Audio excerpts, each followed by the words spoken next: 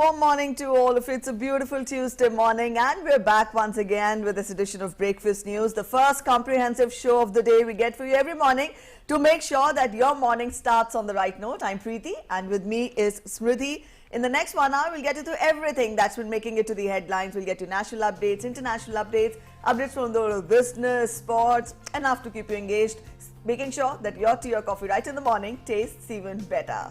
That's right. Yes. And Prime Minister, in fact, will be dedicating developmental projects worth rupees 9,600 crore in UP's Gorakhpur today. And in fact, a good day for India as we've now crossed the 128.66 crore mark and more than 85% of the population have been inoculated with the first dose and much more over the next 60 minutes. Let's first take a look at the headlines.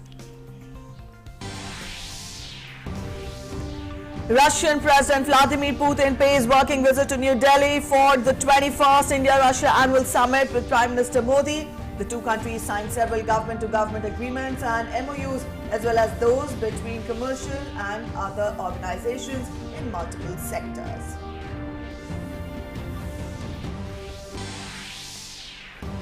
Prime Minister Narendra Modi will visit the Gorakhpur and dedicate to the nation development projects worth rupees 9,600 crores, including AIMS Gorakhpur, built at a cost of over rupees 1,000 crore, and the Gorakhpur fertilizer plant revived and built at a cost of rupees 8,600 crores.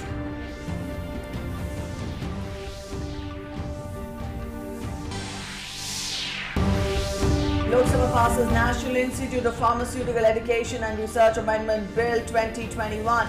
Lower House will today take up High Court and Supreme Court judges' salaries and conditions of service amendment bill for consideration and passage. ART regulation bill and surrogacy regulation bill to be taken up by Rajya Sabha.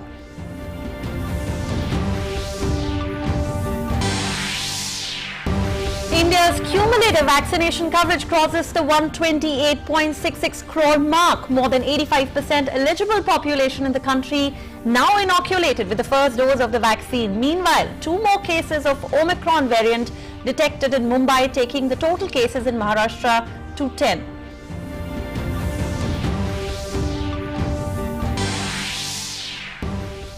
WHO's expert group on immunization will meet today to discuss evidence for booster doses of COVID vaccines. Italy's new COVID restrictions banning fully unvaccinated people from public spaces comes into effect.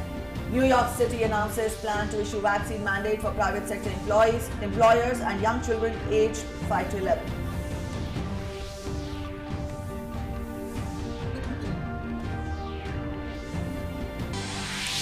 U.S. Secretary of State Antony Blinken speaks to Ukraine President Volodymyr Zelensky ahead of U.S. President Joe Biden's virtual meeting with Russian President Vladimir Putin, during which he is expected to warn Russia to severe economic consequences should Russia go ahead with military attack on Ukraine.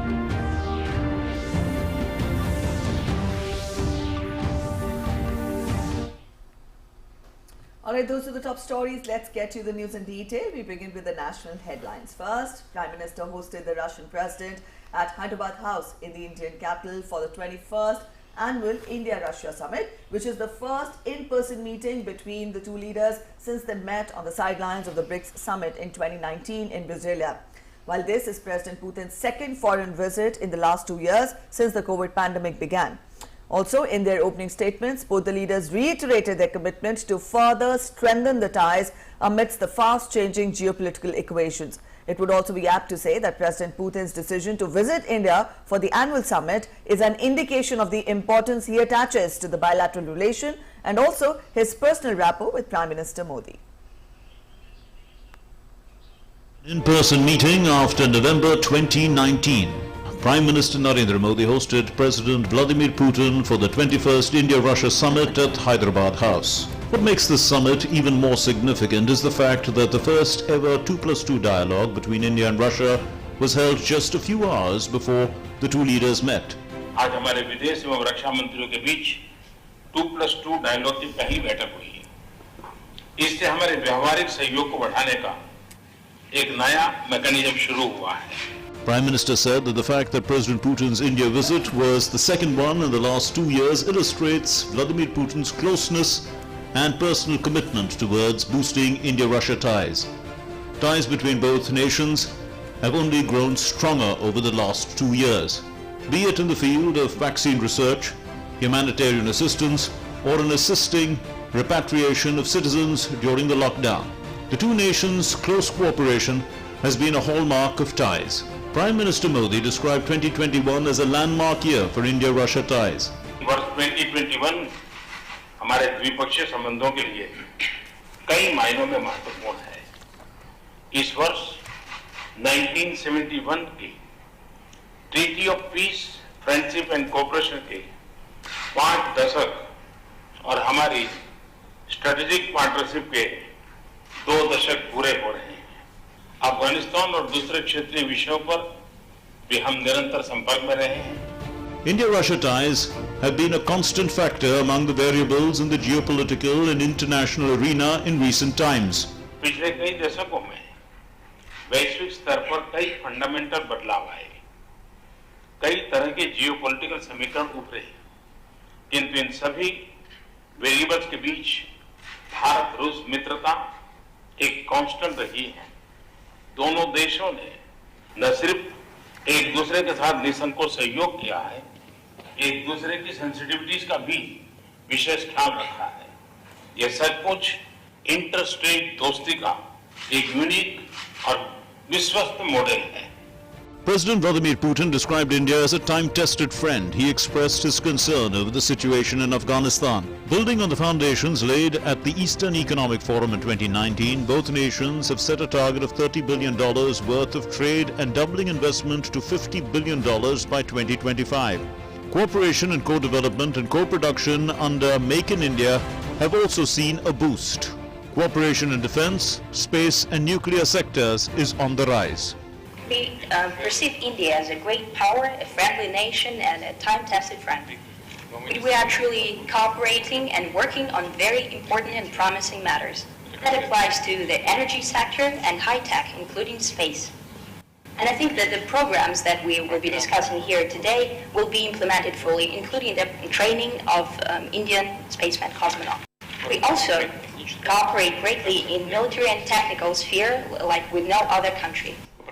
We continue to cooperate jointly on global agenda, and as you have said, indeed, our positions are quite similar or coincide. Naturally, we are concerned about everything that has to do with terrorism. I mean, the fight against terrorism, also fighting drug trafficking and organized crime. And with that regard, naturally, we are concerned about the developments of the situation in Afghanistan. Judging by the outcomes of the 2+2 meet, as well as the opening statements the two leaders made, the import of the first in-person meeting, albeit only for a few hours, between Prime Minister Narendra Modi and President Vladimir Putin is immense. With Amritpal Singh and Meghna Dev, Bureau Report, DD India. Now, ahead of the India and Russia 21st Annual Summit, the first ever India-Russia 2+2 ministerial dialogue was also held in New Delhi. Defence Minister Rajnath Singh and External Affairs Minister Dr. S. Jaishankar represented the Indian side, while the Russian side was represented by Sergei Shoigu and Sergei Lavrov. Now, in his opening remarks at the dialogue, Defence Minister Rajnath Singh said India-Russia defence cooperation have progressed in an unprecedented manner in the recent times. He hoped that Russia will remain a major partner for India. Dr. S. Jaishankar said in his opening remarks that India-Russia ties have been time-tested in a world that has changed so much and have been exceptionally steady. Now, while Russian leaders asserted that Prime Minister Modi and President Putin share a relationship of great trust and confidence.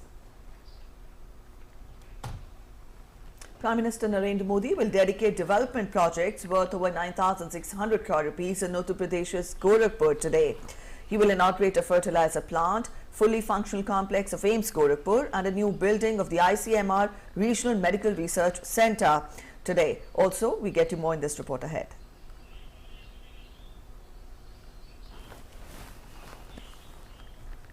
Pradesh, Prime Minister Narendra Modi will visit Gorakhpur and dedicate to the nation development projects worth over rupees 9,600 crore.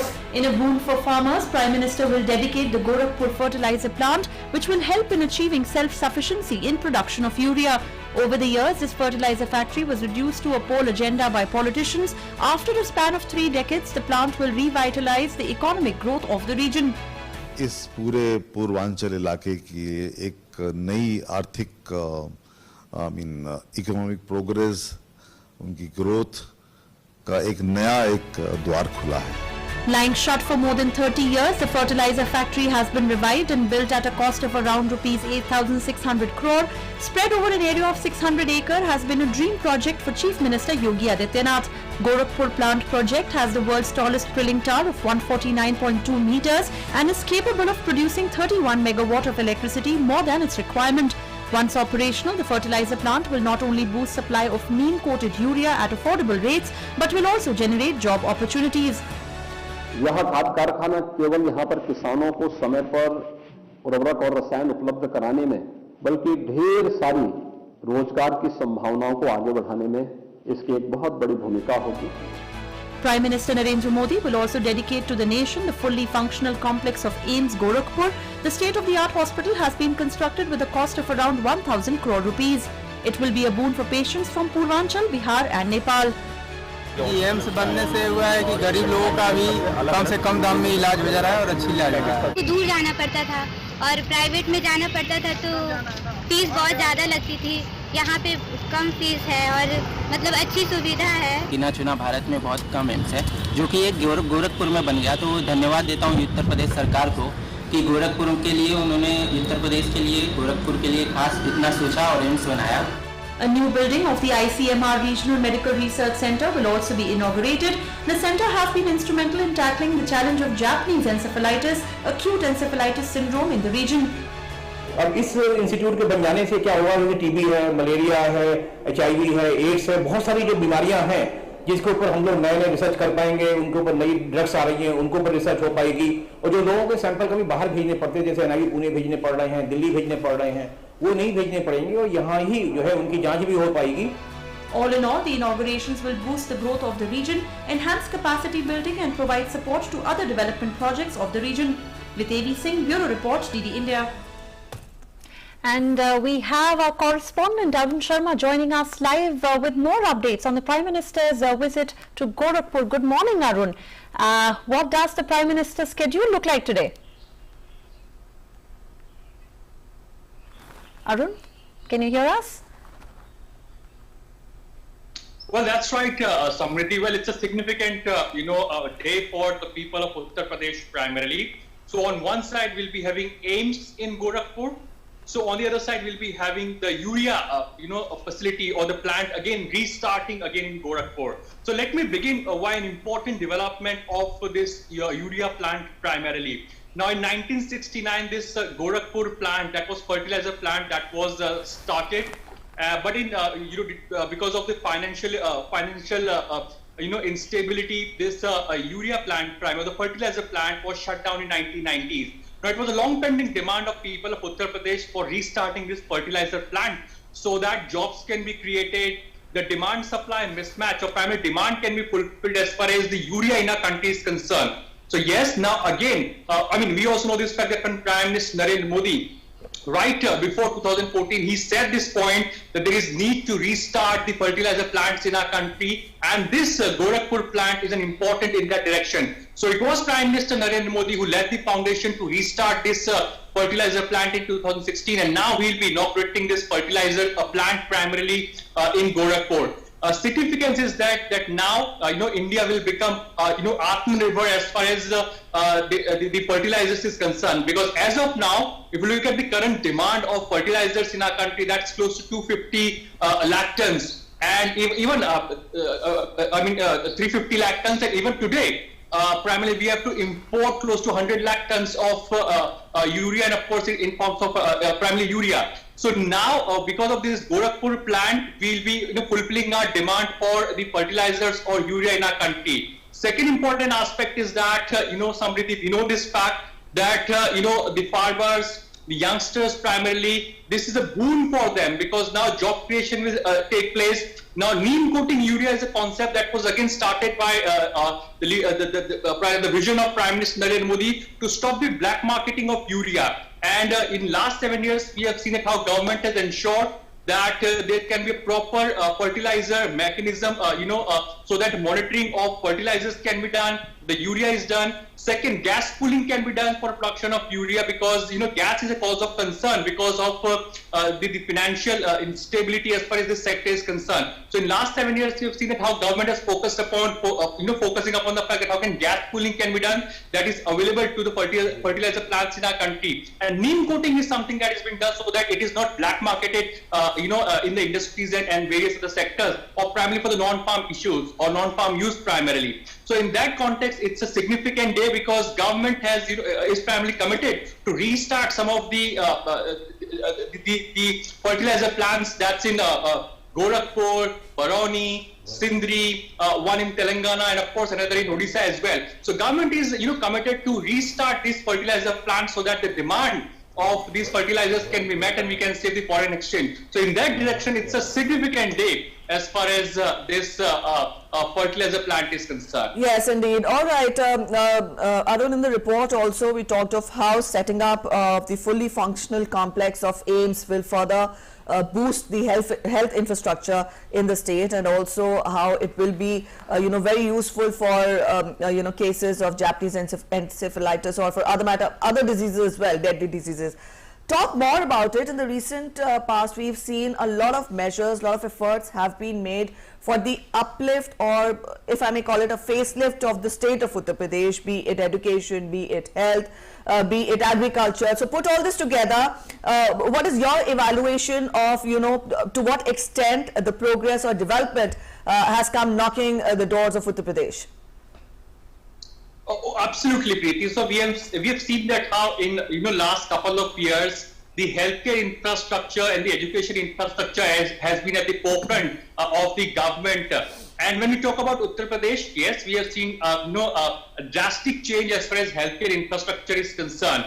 Not only Uttar Pradesh. If you look at entire country today, we have close to 24 of AIIMS-like institute either working or partially working all across the country. Yes. So this gives a message that earlier AIIMS were only limited to the big cities, for example New Delhi. But now AIIMS are being opened in tier 1 town, tier 2 town, tier 3 town as well. In Gujarat, we have AIIMS now in Rajkot. So on the other side, in Uttar Pradesh, we have AIIMS-like institutions in Gorakhpur. So this gives a sense that government is ensuring that the healthcare infrastructure can be opened up not only in the big cities or the big towns, but also in tier 2 and tier 3 cities. That's number 1 point. Number 2, apart from AIIMS Institute, the government is also focusing upon the fact that how can primary healthcare center in our country can be strengthened and can be upgraded. 1.5 lakh primary healthcare centers all across the country are being upgraded so that they are, the primary healthcare requirements can be met in tier 2 town, in tier 3 towns.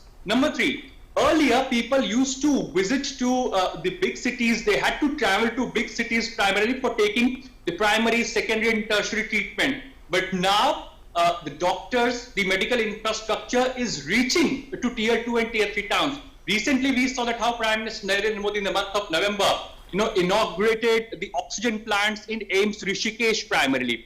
So on one side, AIIMS Institute. So on the other side, strengthening the infrastructure of AIIMS-like institute by providing oxygen plants over there. So now, in this COVID pandemic time, we know this fact that entire world is fighting with the COVID pandemic. At that point in time, India has committed that all the districts of our country will be having the oxygen plants, primarily or the big oxygen plants that will fulfill the demand for the oxygen in respective district or respective towns. We have also seen this fact that initiatives like Ayushman Bharat has played a significant role in providing pre-healthcare treatment up to 5 lakh rupees to close to 50 crore people in our country. So this is the commitment of government, and Uttar Pradesh being the largest state of our country, where population size is of close to 25 crore. We know this fact that now, apart from healthcare infrastructure, when we talk about the COVID management, vaccination is also in the full swing as far as the first dosage and the second dosage is concerned. So yes, in that context, this AIIMS-like this AIIMS in Gorakhpur will play a significant role in ensuring that the primary, secondary and tertiary treatment can be provided to the people of Uttar Pradesh, and not only Uttar Pradesh, in the surrounding region as well. And this will also strengthen the healthcare infrastructure of a developing country like India. All right, Arun, we'll end the conversation here. Thank you for joining in and giving us those updates. We'll come back to you again during the afternoon when the program begins. That was our correspondent, Arun Sharma, telling us about the significance of the Prime Minister's program and events that are lined up in the state of Uttar Pradesh, in Gorakhpur, to be precise, today. We'll keep you updated. Let's turn focus on to Parliament now. That's right. And Lok Sabha, in fact, yesterday passed the National Institute of Pharmaceutical Education and Research Amendment Bill 2021. Now, the bill was moved by Union Health Minister Mansukh Mandavia. Meanwhile, today in Lok Sabha, Union Law Minister Kiran Rijiju will move the High Court and Supreme Court judges' salaries and conditions of service amendment bill 2021 for consideration and passing. Now, while in the Rajya Sabha, Mansukh Mandavia will be moving the Assisted Reproductive Technology Regulation Bill 2021 for consideration and passing. The bill provides for the regulation and supervision of the assisted reproductive technology clinics and assisted reproductive technology banks, etc. Union Health Minister will also be presenting the Surrogacy Regulation Bill 2020 for consideration and passing, and this bill aims to constitute the National Surrogacy Board, the state surrogacy boards, and appointment of appropriate authorities for regulation of the practice and process of surrogacy.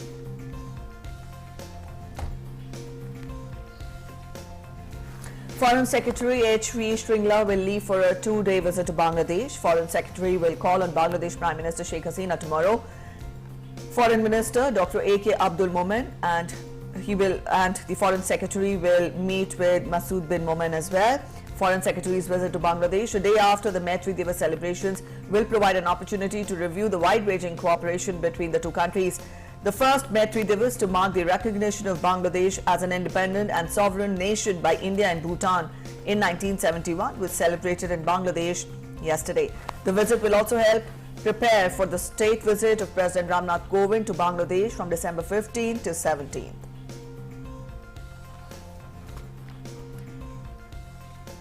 Well, now moving on to other news, let's take a look at India's COVID-19 vaccination data from across the country.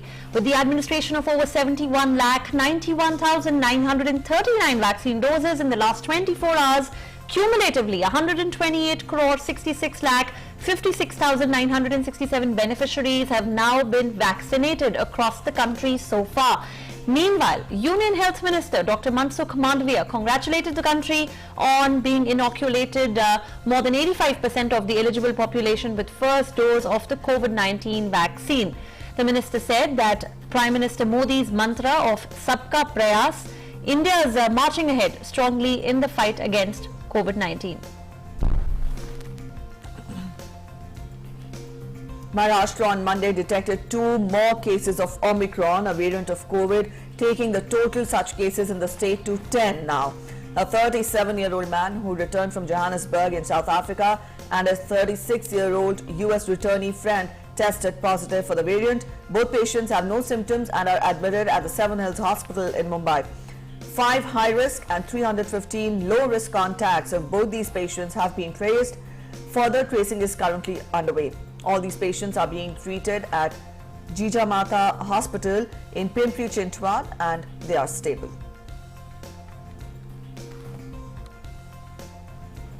Meanwhile, amid growing panic over the Omicron variant of COVID-19, Gautam Menon, the professor at Ashoka University, has said that Omicron would not pose serious impact in India due to hybrid immunity in the population. According to experts, hybrid immunity is developed automatically in people who contract COVID-19 disease even before vaccination. Hybrid immunity considered better than immunity developed by vaccination. Hybrid immunity ऐसी चीज़ है कि एक बार अगर आपको infection हो गया है पहले, तो उसके बाद अगर आप वैक्सीनेशन लेंगे तो और भी प्रोटेक्शन बढ़ जाएगा उसके साथ. तो it is important for this reason कि वैक्सीन है उसकी एफिकेसी मतलब ज़्यादा हो जाता है अगर आपको पहले इन्फेक्शन हुआ है. We know that in India many people have been infected already. जो डेल्टा वेव जो इस साल के शुरू में मार्च अप्रैल में हुआ था, इसी कारण हम एक्सपेक्ट कर सकते हैं कि वैक्सीन के जो महत्वपूर्णता है, वो इम्पोर्टेंस है, वो ज़्यादा हो जाएगा इससे. फर्स्ट और सेकंड डोज दोनों लेनी चाहिए. जिन्होंने सेकंड डोज नहीं लिया उनको लेनी चाहिए प्रायोरिटी पे, और जितना भी हो सकता है सबको पॉपुलेशन की जो पूरा कवरेज है वो करनी चाहिए फर्स्ट डोज से. Home Minister Amit Shah made a statement in Parliament on Monday on the incident of civilian deaths in Nagaland. He mentioned the whole incident in a statement given in both the houses and said that the incident occurred due to mistaken identity. The army has launched a high-level investigation into the incident. The state government too has constituted a special investigation team to investigate the incident. The Home Minister said that the government regrets the unfortunate incident that took place in Nagaland. The government is monitoring the situation and will ensure that no such incidents occur in the future. मामले की गंभीरता को ध्यान में रखते हुए इस मामले को राज्य अपराध पुलिस स्टेशन को जांच के लिए सौंप दिया गया है। इस संदर्भ में एक विशेष जांच टीम एसआईटी का गठन किया गया है, जिसे 1 माह के अंदर जांच पूरी करने के निर्देश दिए गए हैं। प्रभावित क्षेत्र में किसी और अप्रिय घटना को रोकने के लिए अतिरिक्त बलों की तैनाती कर दी गई है। सेना की 3 कोर मुख्यालय द्वारा एक प्रेस वक्तव्य जारी किया गया है, जिसमें निर्दोष नागरिकों की दुखद मृत्यु के घटनाक्रम पर अत्यधिक दुख सेना द्वारा व्यक्त किया गया है। सेना द्वारा इन दुर्भाग्यपूर्ण मृत्यु के कारणों की जांच उच्चतम स्तर पर की जा रही है और कानून के अनुसार समुचित कार्यवाही की जाएगी। Amit Shah also said that all agencies must be extra careful while taking any action against the rebels. यह निर्णय लिया गया है कि सभी एजेंसियों को यह सुनिश्चित करना चाहिए कि विद्रोहियों के खिलाफ अभियान चलाते समय भविष्य में ऐसी कोई दुर्भाग्यपूर्ण घटना की पुनरावृत्ति न हो। सरकार स्थिति पर सूक्ष्मता से नजर रख रही है और क्षेत्र में शांति और सौहार्द सुनिश्चित करने के लिए आवश्यकता अनुसार जरूरी उपाय भी किए जा रहे हैं। राज्य प्राधिकारियों ने एहतियात के तौर पर प्रभावित इलाकों में निषेधाज्ञा लागू की है। भारत सरकार नागालैंड में हुई इस दुर्भाग्यपूर्ण घटना पर अत्यंत खेद व्यक्त करती है और मृतकों के परिवारों के प्रति गहरी संवेदना व्यक्त करती है। President Ramnath Kovind, who is in Maharashtra, will visit the Air Force Station in Lohegaon in Pune today. He will witness a flying display and also interact with air warriors. Flag pin on the occasion of the Armed Forces Flag Day will be presented, and the President will also review the aircraft lineup. Now, the President yesterday visited the Raigad Fort and paid a tribute to Chhatrapati Shivaji Maharaj, and tomorrow the President will be in Mumbai to present the President's standard to the 22nd Missile Vessel Squadron in Mumbai.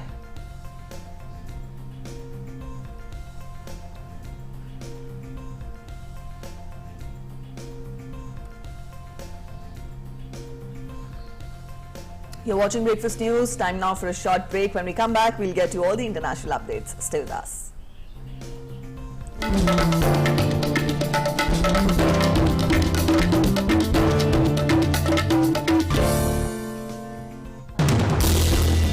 As the day unfolds and news and events take shape, we get you complete coverage of every news breaking in, tracking new developments as they happen. Weekday Prime English, Monday to Friday, 2 p.m. on DD India.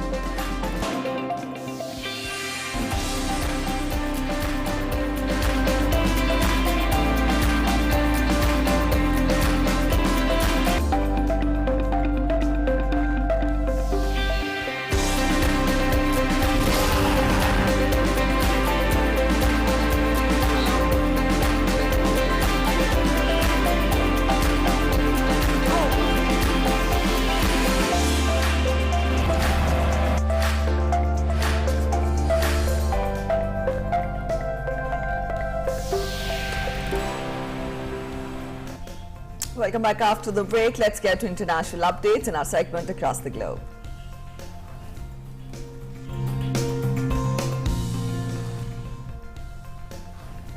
Now let's take a look at the updates on COVID-19 from across the world.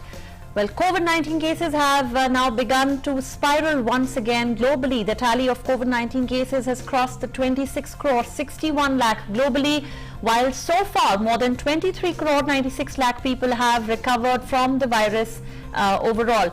Now over 52 lakh 70,000 people have lost their lives due to the virus so far, and the United States continues to remain the worst affected country, with the disease registering more than 4 crore 99 lakh cases and over 8 lakh fatalities so far.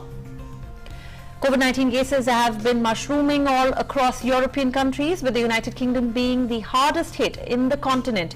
Now the UK has more than 1 crore 4 lakh cases of COVID-19, followed by France, where the cases have risen above 79 lakh 17,000. Germany in fact also registered a spike in the number of cases, with total tally standing above 61 lakh 79,000. Italy trails behind it, where over 51 lakh COVID-19 cases have been registered so far. Amidst the growing fear of Omicron, the World Health Organization's Strategic Advisory Group of Experts on Immunization will meet today to discuss the evidence on the need for booster doses of COVID vaccines and also the recommendations for the same. Currently, the WHO maintains that the evidence remains limited and still inconclusive on any widespread need for booster doses following a primary vaccination series. There is a growing chorus for the need to start vaccination of the vulnerable population against the concern variant, that is Omicron, and also concerns are growing with regard to waning immunity and also the risk of severe disease.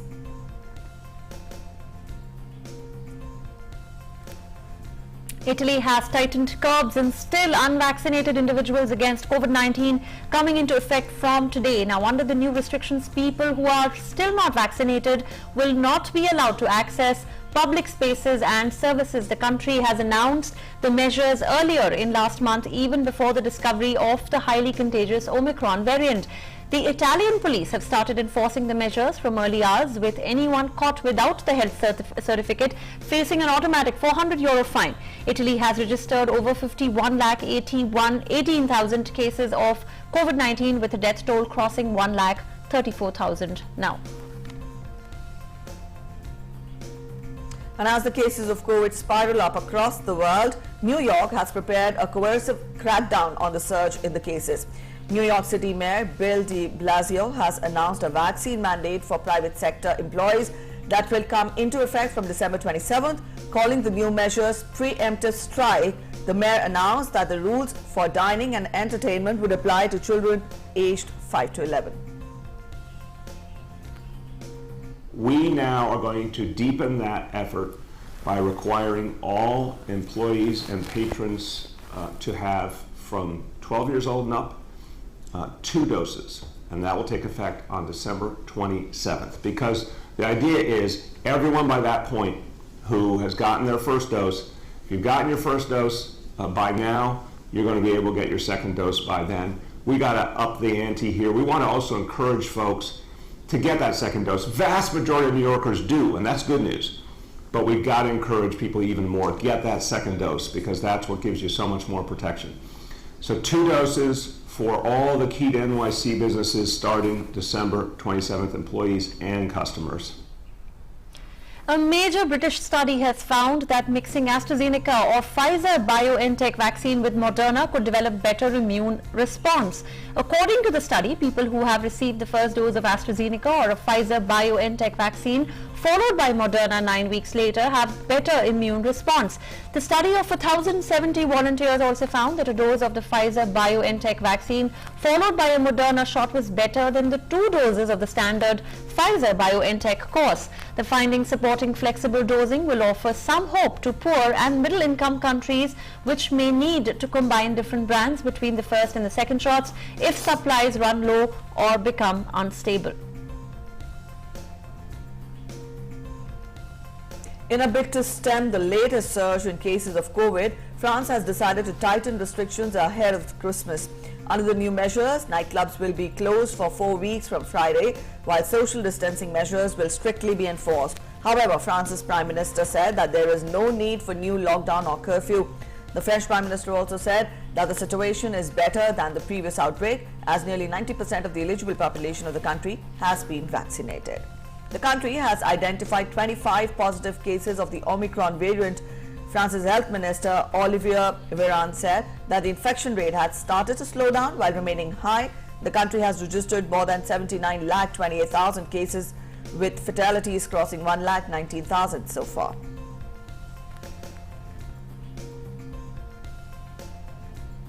In Spain, nearly 70 nurses and doctors working in the intensive care unit at Malaga's hospital have tested positive for COVID-19 now, and this is after attending a Christmas party. The Spanish authorities said they are investigating the source of the infection. Now, those who attended the party had antigen test or the third booster vaccinations before attending this party. The health authorities in Andalusia have recommended staff at other public and private hospitals do not attend Christmas parties. Spain's Balearic Islands has confirmed 4 cases of Omicron, which is the new variant of COVID-19, while a total of 9 cases have been reported in the country so far.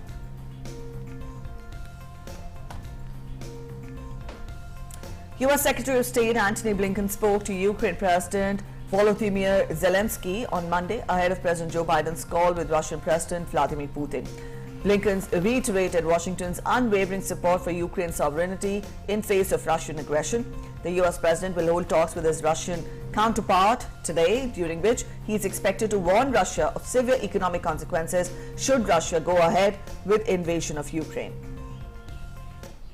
We believe there is an opportunity, a window before us to resolve this diplomatically, chiefly through full implementation of the Minsk agreements. That is our priority. That is where we wish to invest our efforts. At the same time, we've been clear that if Moscow shows no interest in investing in a diplomatic off-ramp, that the United States and our partners, and we heard this loud and clear from our NATO allies in Riga last week, that we would be prepared to implement measures that we have not implemented in the past.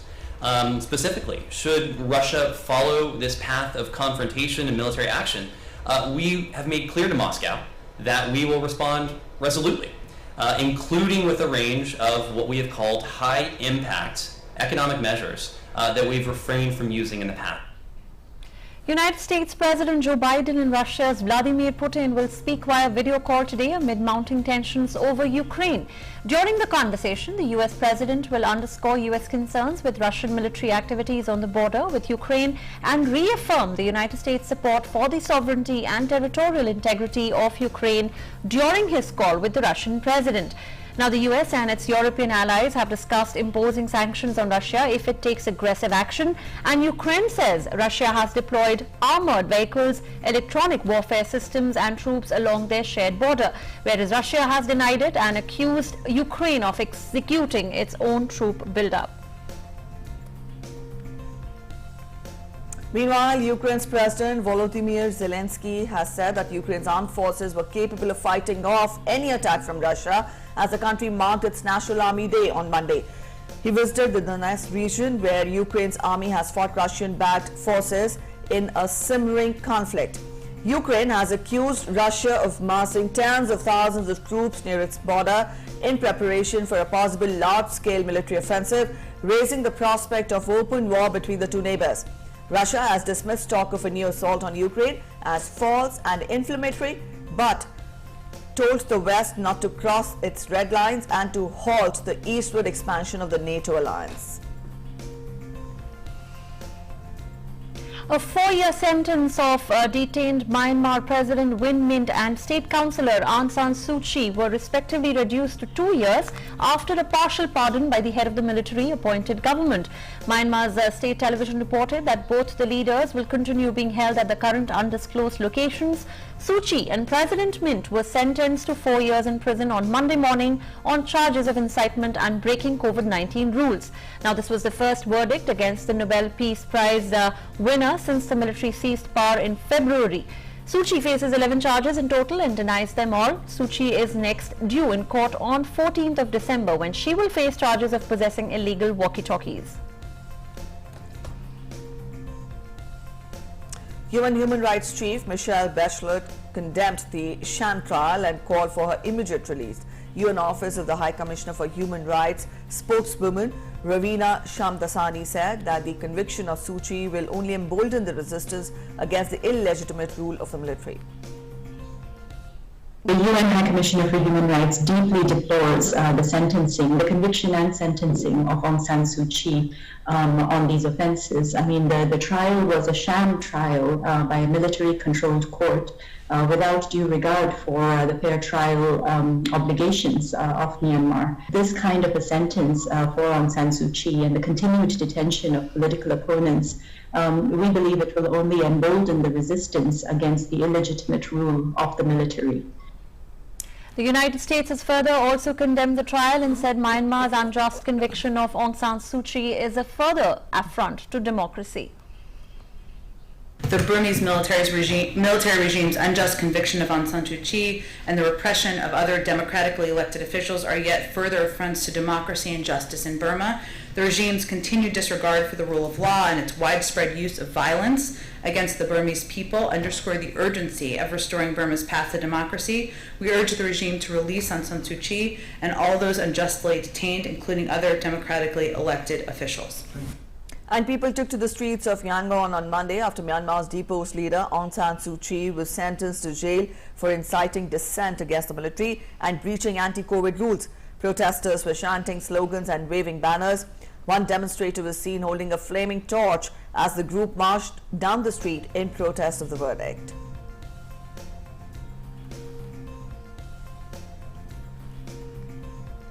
The United States has announced a diplomatic boycott of the 2022 Winter Olympics in Beijing, China. The White House said no official delegation would be sent to the Games because of concerns about China's human rights record. Now, it would, however, said that the US athletes could attend and could have the government's full support.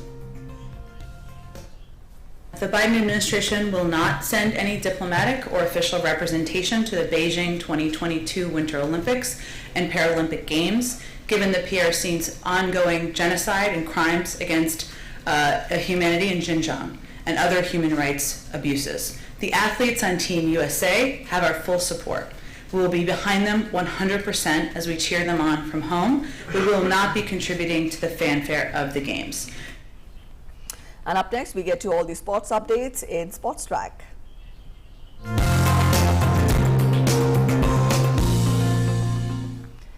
India will host the Denmark for the next Davis Cup Tennis Championships World Group 1 contest scheduled for March 4th and 5th next year. And this would be India's first home Davis Cup tie since February 2019 when it hosted Italy and lost 1-3 in Kolkata. Even though Denmark has a singles player in Holger Rune who is higher ranked than all the Indian players, it can still be considered a favourable draw for the hosts. It will be the first tie between the two nations since September 1984 when India won 3-2 at Aarhus. The two teams have not clashed much as the only other time they played was in 1927 when Denmark whitewashed India 5-0 in the quarterfinal in Copenhagen. Cricket South Africa on Monday released the updated schedule of Indian men's cricket team's upcoming tour of South Africa. The series, which was initially supposed to start from December 17th, will now begin from December 26th. The first test will be played at Supersport Park in Centurion from December 26th to 30th. The Wanderers Stadium in Johannesburg will host the second test from January 3rd to 7th, while the third match of the series will be played in Newlands in Cape Town from January 11th to 15th.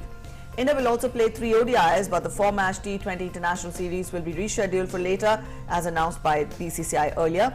ODIs will be played on January 19, 21st and 23rd.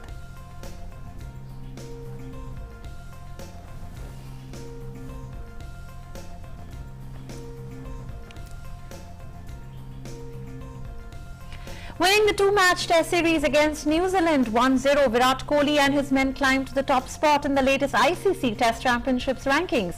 And India now has 124 rating points, while New Zealand lost 3 points and remains with 121 points. The victory in Mumbai also meant that India registered their 14th consecutive series win at home. Kohli became the first player with 50 international wins in each format of the game. An Indian badminton contingent finished the campaign on Monday at the 2021 Asia Youth Para Games with 16 medals. For India, Tokyo Paralympian Palak Kohli, Sanjana Kumari and Hardik Makkar clinched 3 medals each. The para badminton contingent won 4 gold medals, 7 silvers and 5 bronze medals in total in Manama. Also gold medalist shuttlers include Nithya Sri, Sanjana Kumari, Palak Kohli, Nehal Gupta and Abhijit Sakuja. Over 700 para-athletes from 30 countries competed across 9 sports in the Games.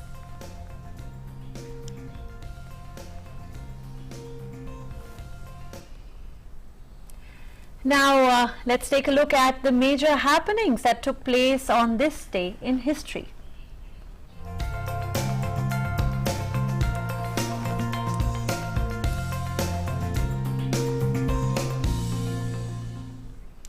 Every day on DD India, we bring you a special story on India's glorious freedom struggle, which is relevant even till today.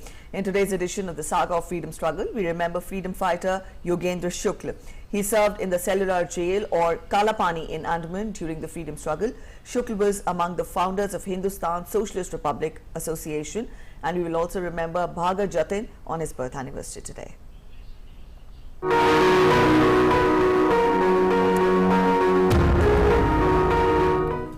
17 years of imprisonment, including 5 years of torturous imprisonment at Kalapani and 2 daring jailbreaks, are just a glimpse of the hardships in the life of the brave freedom fighter, Yogendra Shukla.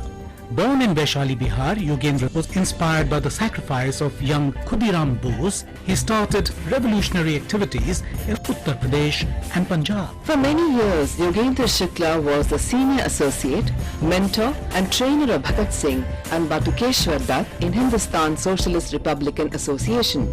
Pained and grieved by the hanging of Bhagat Singh, Yogendra Shukla decided to build the organization back in Bihar. In 1932, he was caught by a British spy and sent to cellular jail in Andaman Nicobar.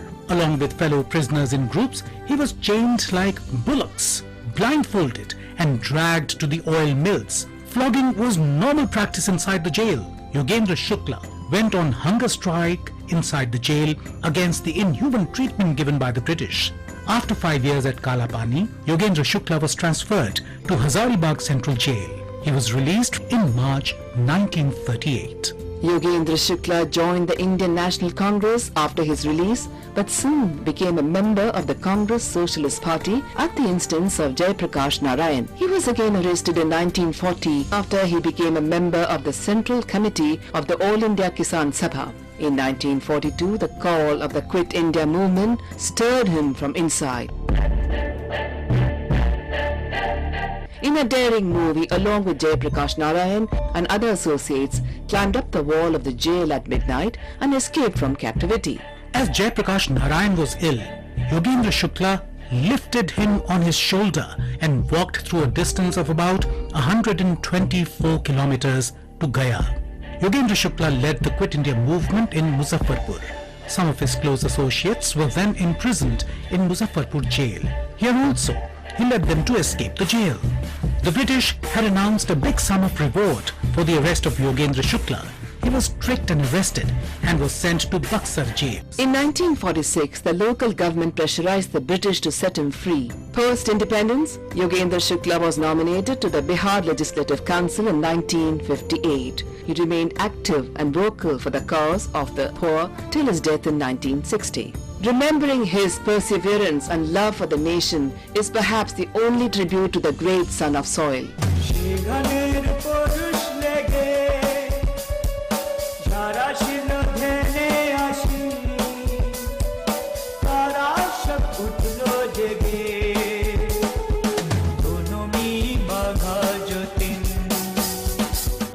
Today we also remember Bhaga Jatin on his birth anniversary. Jatindranath was born in Nadia district of undivided Bengal. He was called Bhaga because once, to save villagers, Jatin fought with a Royal Bengal tiger and killed the tiger with a dagger. It was Sri Aurobindo who instructed Jatin to create a secret society. That secret society was known as Yugantar and Jatin became its commander-in-chief. Jatin inspired many young minds. He said, Amra morbo jogot jagbe, meaning we shall die to awaken the nation.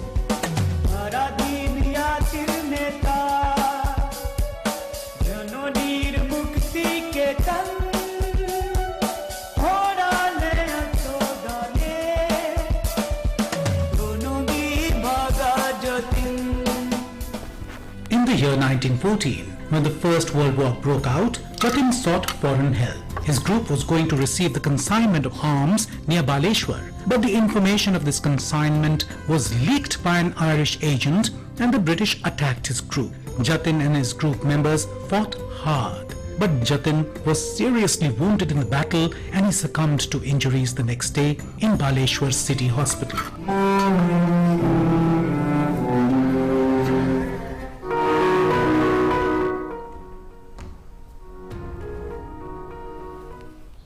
And now we take a look at the weather report.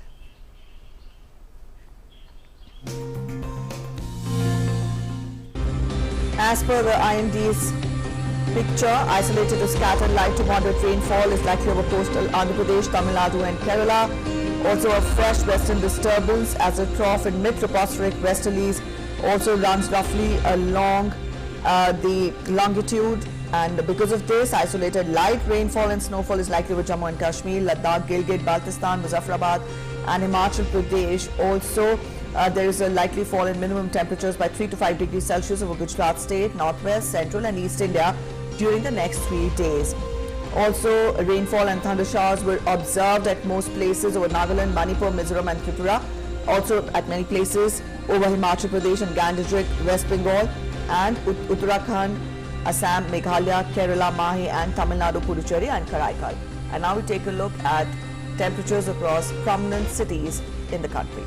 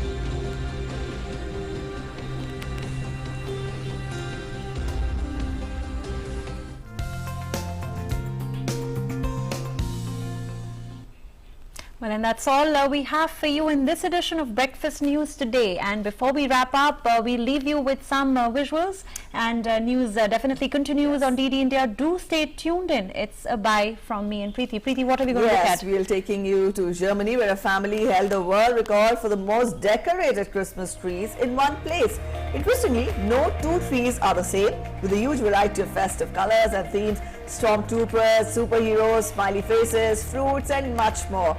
Check out the inside of their home. Have a good day ahead. Bye-bye. Namaskar.